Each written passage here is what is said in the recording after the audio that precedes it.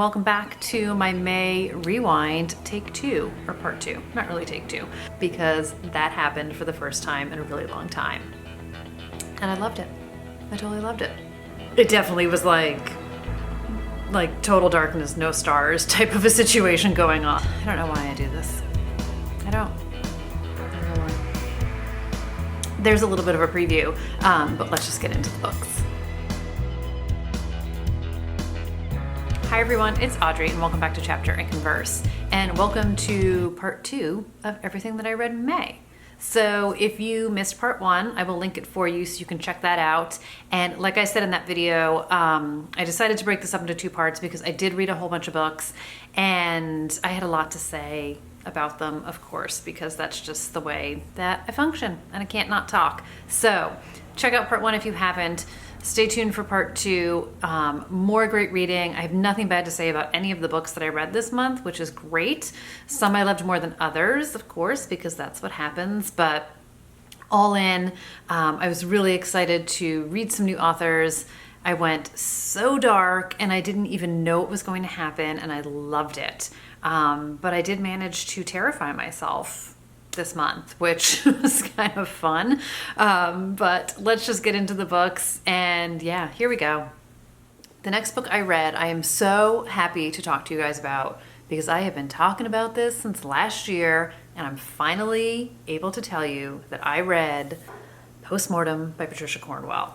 This was part of my Project Reread. This is the first book in the Kay Scarpetta series, and I have been going on and on about how I'm going to get back into this and read this book and sort of recapture everything that I felt when I first got into this series 100 years ago when an old boss of mine introduced me to it. And I'm not going to lie, you guys, I forgot how amazing of a writer she was and how amazing these stories are. And I also forgot how freaking creepy and scary. So like I said, here comes darkness again. Chalkman didn't scare me at all. This is actually a book I had to stop reading at night because it gave me nightmares. And I think because it is her writing and you've got another murderer on the loose and these women getting murdered. And I don't know, her writing is amazing. So if you don't know, Dr. Kay Scarpetta is a medical examiner in Virginia. This book came out, I want to say in 1990. This is, I think, the 20th anniversary of it, and it's obviously old. 1990.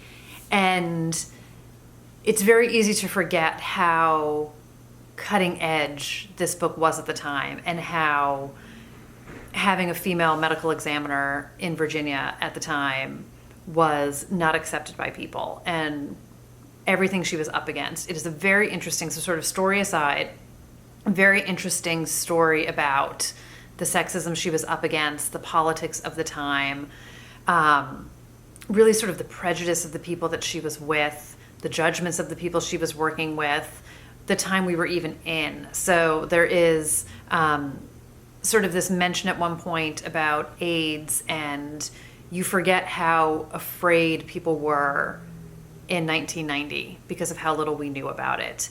And sort of the judgments that are made by, like I say, the police that she's working with and the DA and the other people who have sort of a political interest in their solving this murder.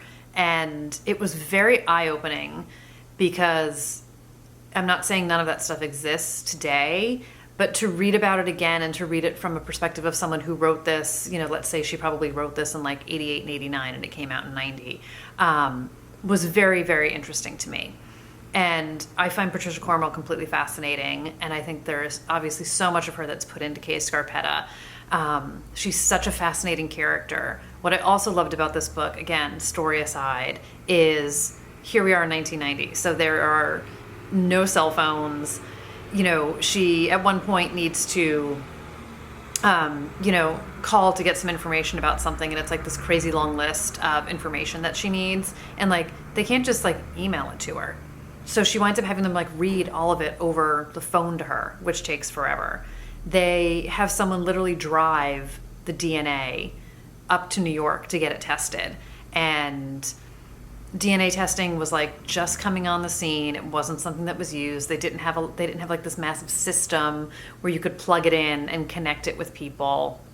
Things took 4, 5, 6 weeks for results to even come in. So you really appreciate sort of the slowness of how things worked, how much sort of on the ground, rolling up your sleeves, investigations they have to do. Like when they're doing, they're interviewing witnesses, like Marino, who's the cop, has like an actual tape recorder on the table, and like the tape runs out, so he has to like go get another one. They smoke like crazy. They smoke in the morgue. They smoke everywhere.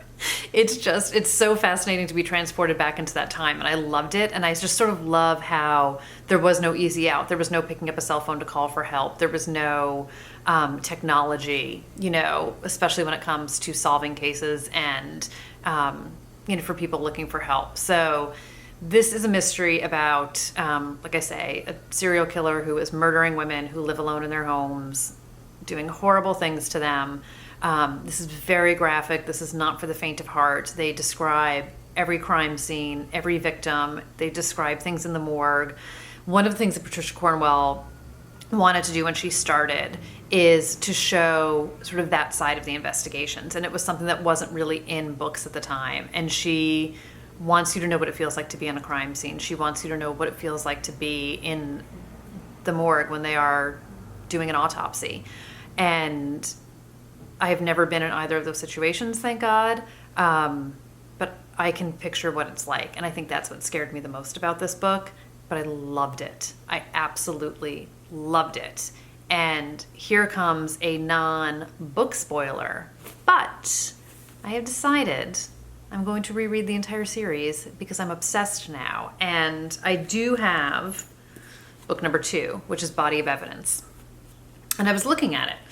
And I've obviously had it for 100 years, and it's like yellow and stuff on the inside. And it basically smells like the basement it was stored in for all these years. So I may have picked up a new copy of it from Amazon.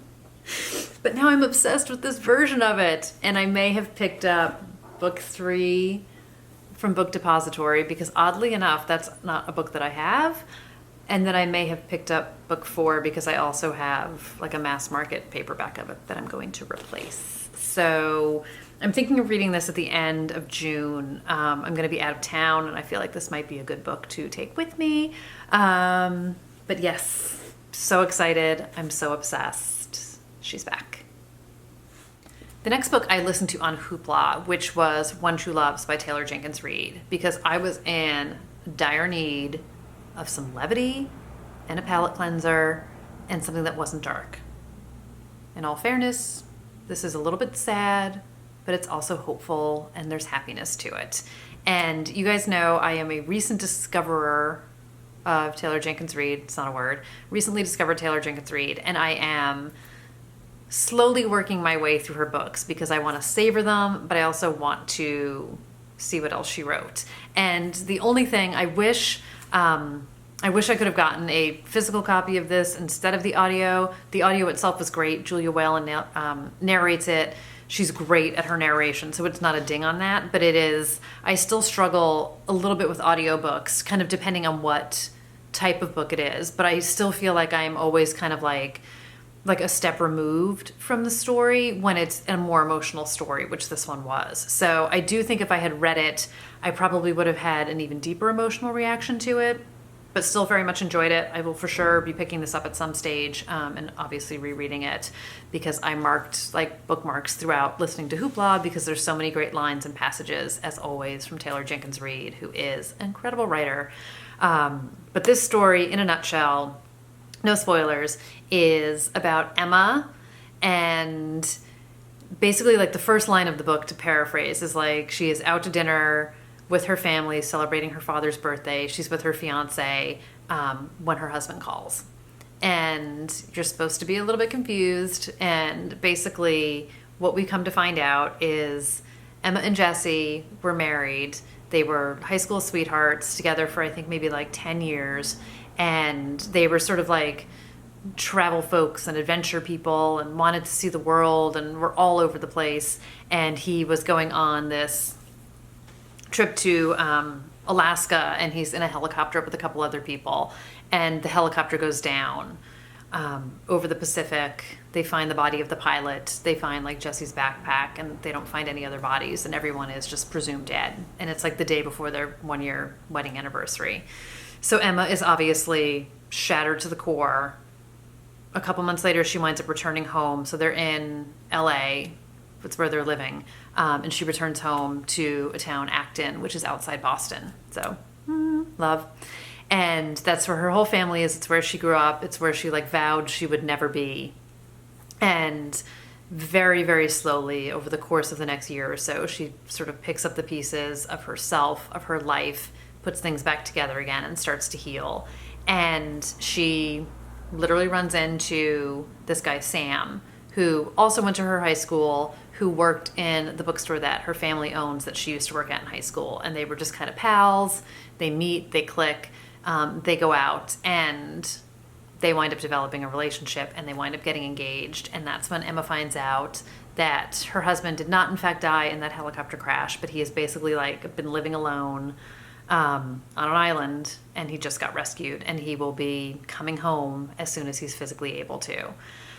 So we get multiple timelines on this one. We see her relationship with Jesse and with Sam when they are in high school together. We see, her marriage. We see her relationship develop with Sam. And then it becomes what happens when Jesse is alive and well and returns home to his wife and finds out that she's engaged to another man. So there is so much emotion to this book. It is such a sort of complicated emotions of like, what would you do? Who would you choose? Who would you be with? She had this beautiful life with him, and he died, and she finally accepted it and moved on and has built this beautiful life with a new man. And now her husband is back. And how does this affect both of the men as well? It's about her relationship with her parents and her sister and her family. It's about the life that she's built for herself with both of these different men. There's so many questions that come up. There's so many kind of like, what would you do? I've heard people who have some issues with like questions of like fidelity and infidelity in this book. I don't have any issues with it. I understand completely where people were coming from in one particular point, but at the same time, I also understand it. I feel like it suited the story. I feel like everything suited the characters. I just loved it. I think she just does such beautiful characters, such interesting stories, such interesting questions come up. I just loved it. I absolutely loved it. Yeah, it was really good. It was really, really good. The next book was also an audiobook, and it was The ABC Murders by Agatha Christie. And this is a book that I was like loosely familiar with the story of it, but I hadn't read it before. I didn't know who done it. There was a like remake movie of it with John Malkovich on Amazon Prime, which I was curious to see. I think it came out like in February, so obviously I wasn't that curious. But I really enjoyed this one as well. So this is a Poirot and Hastings.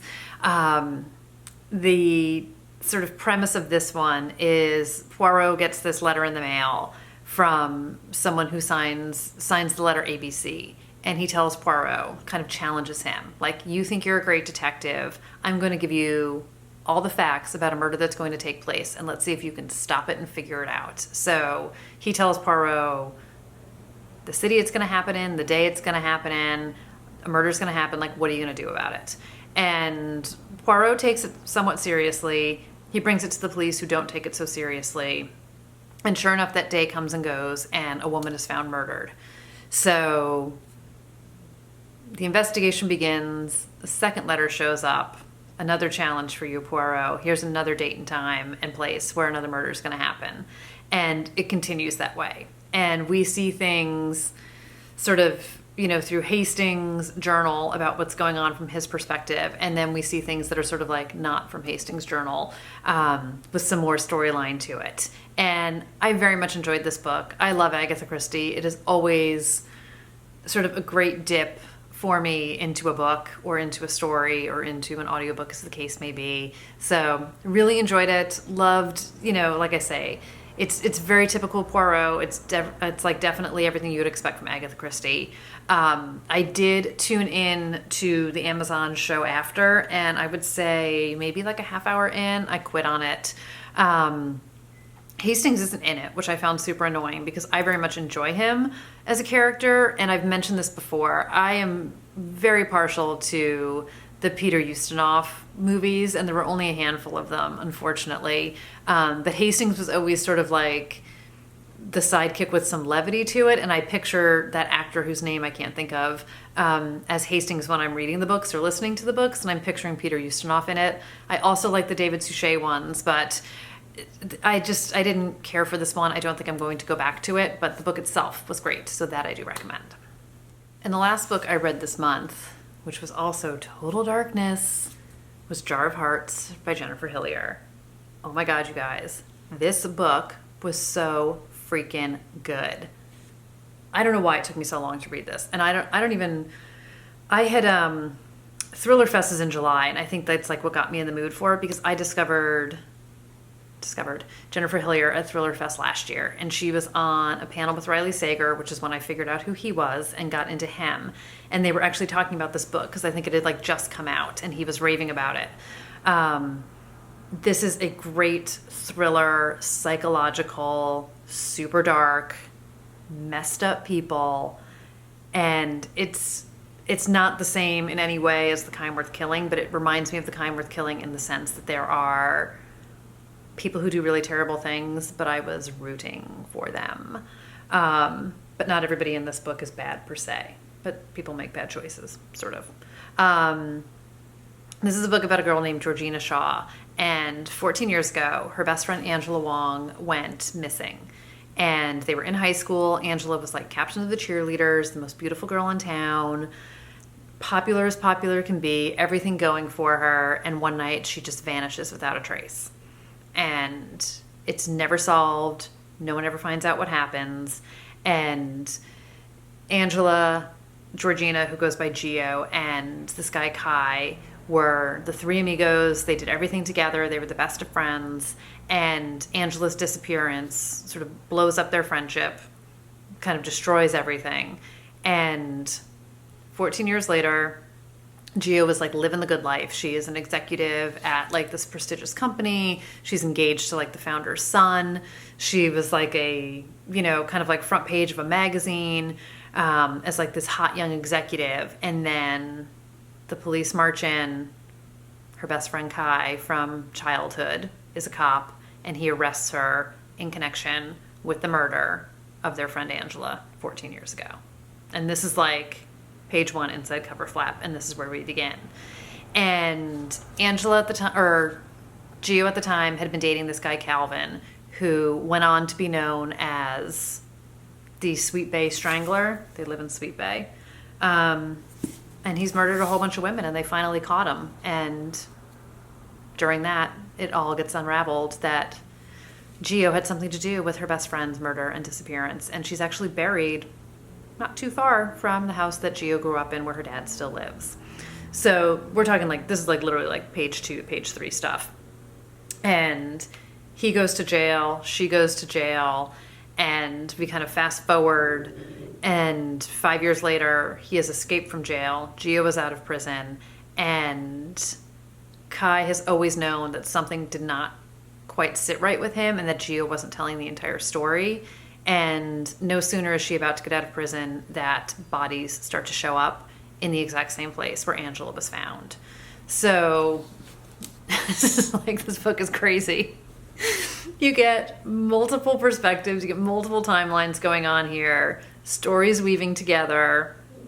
Like I said, people doing horrible things. It is messed up. The people are messed up. It gets graphic. There is violence on the page. There are things that are seen that cannot be unseen.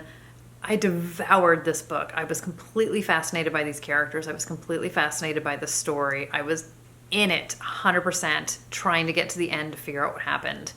I figured out one piece sort of like not long before it was revealed on the page, that I thought it was going one way. Something else actually happened that I was wrong about. I was not unhappy about it, but like, holy crap, like this was just, it was incredible. It was so good. It is super dark. Yeah, it's good. If you are looking for a thriller, if you are looking for a little bit of like going to a dark place for a while, not that any of us are necessarily looking for it, but this book didn't disappoint me at all. I wanted it to be dark. It went dark. It stayed dark. It was great. I cannot wait to read some of her backlist stuff. I want to say her first book is called Creep, and I'm going to pick that one up. She doesn't have anything new in the docket that I'm aware of, but yeah, I loved it. So this stunning cover completely did not disappoint me at all. So that does it for part 2 of what I read in May. Be sure to check out part 1 if you haven't seen it. Like I said in that video, I had such a good reading month. Rereads, super dark books, which is what I was craving, nice levity that I needed. I'm really excited that I've discovered some new authors. I'm excited to keep kind of pushing myself a little bit out of my comfort zone and trying some new things. And yeah, we'll just have to wait and see what I get up to in June. So I will see you guys in the next video. I hope you will come back for that. If you haven't already, definitely hit the subscribe button. I also wanted to mention, I always do some degree of a review on my Goodreads account. So if you're not following me or my friend on Goodreads, be sure to do that also. I keep it all spoiler free, but I definitely, I don't want to say I go into more detail because I go into plenty here, but I do reviews there also. So feel free to check me out over there if you want, and I will see you next time. Yeah, have a great day, everybody. Thanks for watching. Bye.